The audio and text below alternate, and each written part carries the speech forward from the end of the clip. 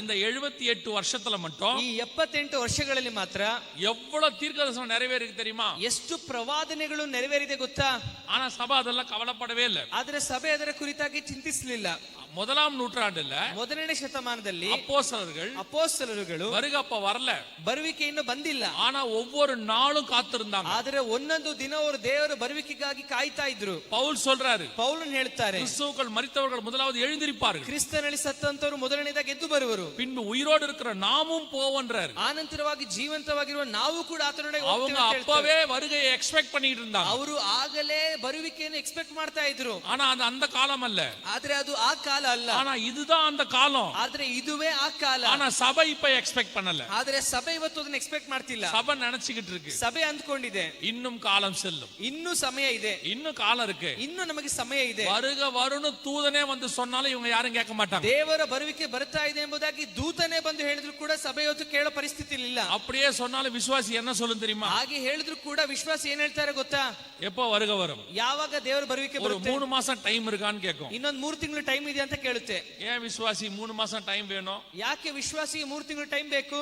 இல்ல வீடு கட்டி இருக்கோம், ಇಲ್ಲ ಮನೆ ಕಟ್ಟಿದ್ದೇವೆ, பிரதிஷ்டையை முடிச்சிட்டோம்னா ಪ್ರತಿಷ್ಠೆ ಮುಗಿಸ್ಬಿಟ್ಟೆ ಅಂದ್ರೆ அதுக்கப்புறம் வருகையில வரலாம். ಆ ನಂತರ ನಾನು ದೇವರ ಬರೋಣದಲ್ಲಿ ಬರ್ತೀನಿ. வாலிப பையனை கேளுங்க, ಯವನಸ್ಥರನ್ನು ಕೇಳಿ, வருக வரப்போதுப்பா, ದೇವರ ಬರೋಣ ಬರ್ತಿದೆ, ஆயத்தமா இருக்கிறியா, ಸಿದ್ಧವಾಗಿದ್ದೀಯಾ? ஒரு 6 மாசம் டைம் இருக்கா? ಒಂದು 6 ತಿಂಗಳು ಟೈಮ್ ಇದೆಯಾ?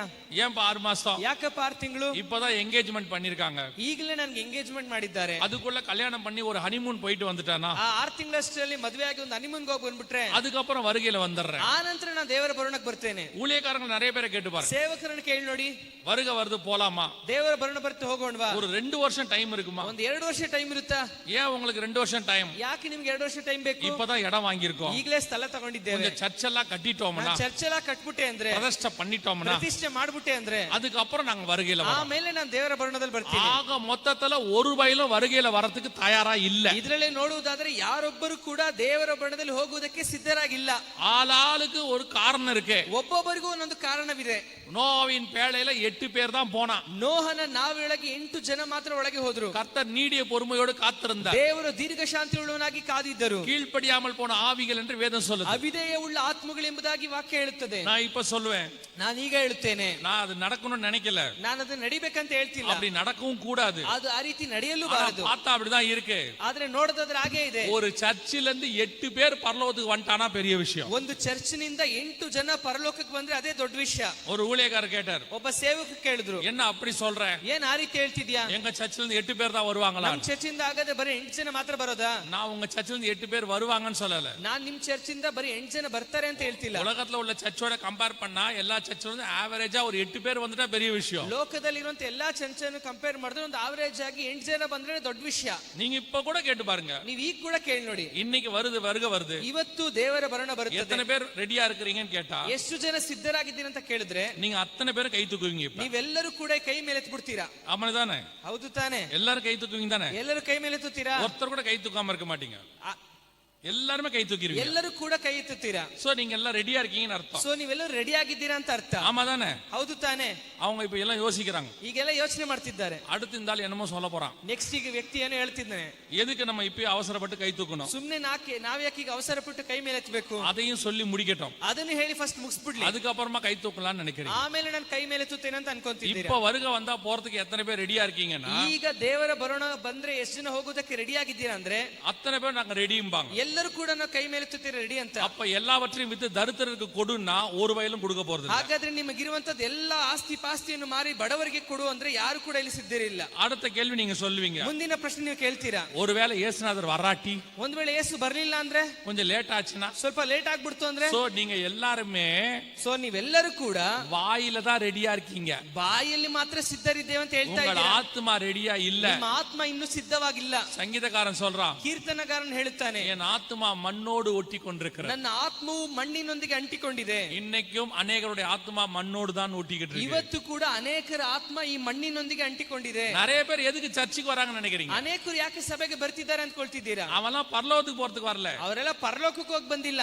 அவனை பரலோகத்துக்கு எப்ப போறேன்னு கேளுங்க, ಅವರನ್ನು ನೀವು ಪರಲೋಕಕ್ಕೆ ಯಾವಾಗ ಹೋಗ್ತೀರಾ ಅಂತ ಕೇಳಿ ನೋಡಿ. 70 பலத்தின் மிகுதினால் 80ம்பாங்க, 70 ಬಲ ಹೆಚ್ಚಿದ್ರೆ 80 ವರ್ಷ ಆದ್ಮೇಲೆ ಅಂತಾರೆ. அவங்க 80க்கு மேல போறதுக்கு தான் ரெடியா இருக்காங்க. ಅವರು 80 ವರ್ಷ ಆದ ನಂತರವೇ ಹೋಗೋದಕ್ಕೆ ರೆಡಿ ಆಗಿರೋದು. இப்ப ஏன் வரீங்கன்னு கேளுங்க. ಈಗ ಯಾಕೆ ಬರ್ತಿದ್ದೀರಾ ಅಂತ ಕೇಳಿ ನೋಡಿ. அவங்க இப்ப அவங்களுக்கு நிறைய ஆண்டவர்கிட்ட விண்ணப்பம் இருக்கு. ಅವ್ರಿಗೀಗ ದೇವರ ಮುಂದೆ ಹೇಳುವುದಕ್ಕೆ ಅನೇಕ ವಿಜ್ಞಾಪನೆಗಳಿದೆ. அதெல்லாம் கேட்கறதுக்கு தான் வராங்க. ಅದೆಲ್ಲ ಕೇಳುವುದಕ್ಕಾಗಿ ಸಭೆಗೆ ಬರ್ತಿದ್ದಾರೆ. இப்ப மட்டும் ஆண்டவர் ஒரு அனௌன்ஸ்மென்ட் பண்ணட்டும். ಈಗ ದೇವರೊಂದು ಅನೌನ್ಸ್ಮೆಂಟ್ ಮಾಡ್ಲಿ.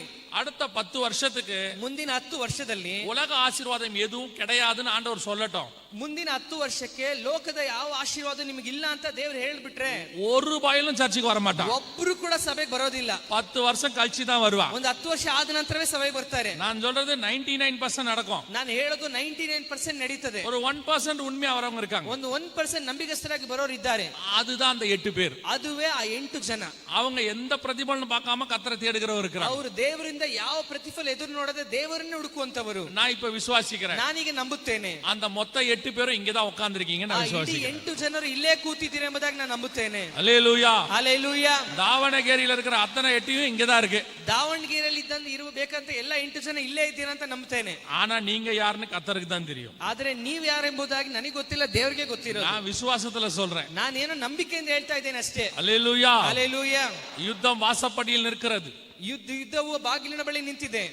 இப்ப இந்த செய்தி முடிச்சிட்டு போய் அதுக்கப்புறம் என்ன வேணாலும் ஆரம்பிக்கும். ಈಗ ಈ ಸಂದೇಶ ನಾನು ಮುಗಿಸಿ ಹೋದ ನಂತರವಾಗಿ ಏನ್ ಬೇಕಾದ್ರೂ ಲೋಕದಲ್ಲಿ ಸಂಭವಿಸಬಹುದು. எனக்கும் கர்நாடகாவுக்கும் ஒரு சம்பந்தம் இருக்கு. ನನಗೂ ಕರ್ನಾಟಕಕ್ಕೆ ಒಂದು ಸಂಬಂಧ ಇದೆ. நிறைய இருக்குது. ಬಹಳ ಸಂಬಂಧ ಇದೆ. நான் ஏற்கனவே சொன்னேன். ನಾನು ಈಗಾಗಲೇ ಹೇಳಿದೆ. எனக்கு சுவிசேஷம் சொன்னவர் இங்க தான் இருக்காரு. ನನಗೆ ಸುವಾರ್ತೆಯನ್ನು ಹೇಳಿದವರು ಇಲ್ಲೇ ಇದ್ದಾರೆ ಅಂತ. அதனால எனக்கு கர்நாடக நிறைய சம்பந்தம். ಆದ್ರಿಂದ ನನಗೂ ಕರ್ನಾಟಕಕ್ಕೂ ಬಹಳ ಸಂಬಂಧ. அதுல ஒரு சம்பந்தம். ಅದರಲ್ಲಿ ಒಂದು ಸಂಬಂಧ, கொரோனா வரத்துக்கு முந்தின கடைசி மீட்டிங் இங்க தான் நடந்துச்சு. ಕೊರೋನಾ ಆರಂಭವಾಗುವುದಕ್ಕಿಂತ ಕಡೆಯ ದಿನ ನಾನು ಈ ಕರ್ನಾಟಕದಲ್ಲಿ ಮೀಟಿಂಗ್ ಮುಗಿಸಿ ಹೋಗಿದ್ದು. மீட்டிங் முடிக்கிறேன், லாக்டவுன் போட்டாங்க. ನಾನು ಮೀಟಿಂಗ್ ಅವತ್ತು ಮುಗಿಸ್ದೆ, ಅವತ್ತೇನೆ ಲಾಕ್ಡೌನ್ ಹಾಕಿದ್ರು. அறக்க பறக்க கிளம்பி சென்னை போயிட்டேன். ಹೆಂಗೋ ಗಾಬರಿಯಲ್ಲಿ ಹೋಗಿ ಚೆನ್ನೈಗೆ ಹೊರಟ್ಬಿಟ್ವಿ. இப்ப அடுத்து பட்டயம் இருக்கு. ಈಗ ನೆಕ್ಸ್ಟ್ ಕತ್ತಿ ಇದೆ. விசுவாசிக்கிறேன். ನಂಬುತ್ತೇನೆ. இன்னைக்கு நைட் நான் புறப்பட்ட பிறகு வரும்னு சொல்லி விசுவாசிக்கிறேன். ಇವತ್ತು ರಾತ್ರಿ ನಾನು ಇಲ್ಲಿಂದ ಹೊರಟು ಹೋಗುವಷ್ಟರಲ್ಲಿ ಬರುತ್ತೆ ಅಂತ ನಂಬ್ತೇನೆ ನಾನು. நீங்க என்ன நினைக்கிறீங்க? ನೀವೇನ್ ಅನ್ಕೊಂತಾ ಇದ್ದೀರಾ? போவாத இங்கே இருன்றீங்களா? ಹೋಗ್ಬೇಡ್ರಿ ಇಲ್ಲೇ ಇರಿ ಅಂತ ಹೇಳ್ತೀರಾ? போனா தானே வரும். ಹೋದ್ರೆ ತಾನೇ ಬರೋದು.